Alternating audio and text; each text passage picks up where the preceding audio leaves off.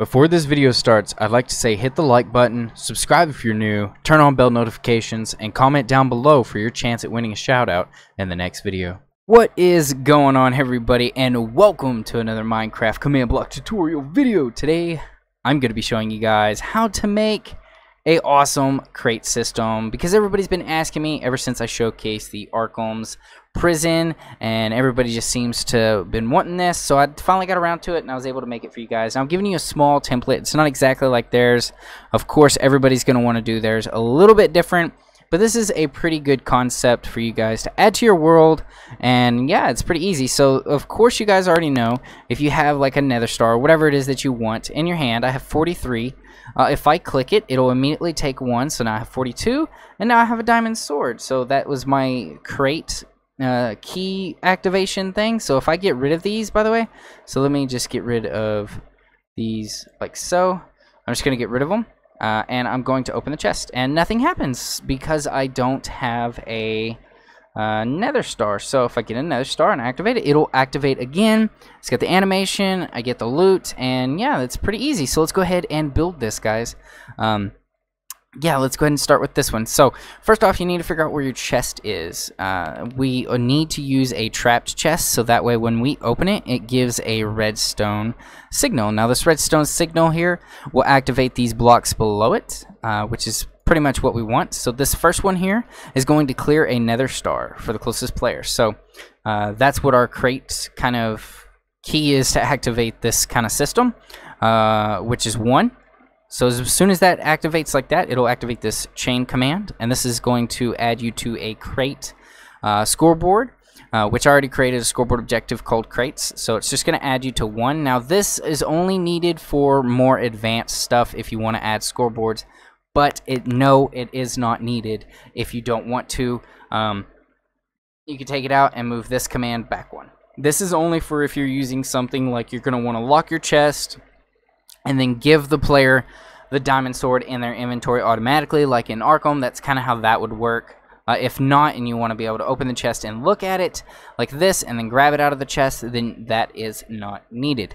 Just thought I'd say that real quick. So this one is going to be setting a redstone block right there, right beside that actually. So the moment that it sets that, so let's look at it real quick, so kind of get it on screen. So you guys can see that the redstone block was right there, right by the command block right there. And that'll activate everything right there. Now these right here, you need to be able to clear. So when I do this and I'm trying to take all this stuff in there, it won't actually give it to me because it's always clearing. I didn't do the glass, but you guys probably ought to do the glass as well. Let me get rid of this stuff in my inventory. So these are just going to be clearing like the gold carrot, the experience bottle, and the skull. So that way nobody can get it when they're trying to use it and trying to manipulate the system and steal stuff or whatever. So they can't do that. Make sure you do the glass as well so they can't have that. Just in this kind of radius, but that's what I did there. So when this activates, this will immediately set it back to air. So it's kind of a quick pulse. When that happens, it'll activate this line, and it'll go like that inside of an S. So all of these command blocks will be activated, and this is what the animation is. So as you guys can see, I have blue, the head, the carrot, and then the experience bottle. The next one is the experience bottle, the carrot, then the head with red, and so on and so on. That's how you make the cool little animation effect. And all this is cloning. So I'm cloning like this, 1 over. So it's going to be cloning 1 over by 1 over at the exact coordinates to that chest right there. And that's for every single one of these commands. Like, that's all it's doing, and it's going inside of 1 pulse. When it gets to the very end, it will reset the player that activated pretty much, will go reset to the crate inside of the scoreboard. Now, if, like I said, you're not going to use that, then don't worry about it. You can break it and then put this here as a impulse. But if you do, go ahead and do execute at a random armor stand named RD, which is randomizer, which is my randomizer. Set block -2 below them, a redstone block. So my armor stand randomizer is right here, so that when this activates, it'll execute one of these 3 randomly. And when it does, it will set right here in this little opening right below them a redstone block. And when that does, it will activate both of these because they're impulses. So it'll immediately activate them. This one will make sure that it pretty much takes the redstone block away. So it takes it and puts it back at air, so there's nothing here, and it's ready to be used again. And this one over here is basically cloning this chest over there at the very final, so you get your loot. And yeah, so if it picked this one, I would get the little crossbow, and if it picked this one, I would get the bow.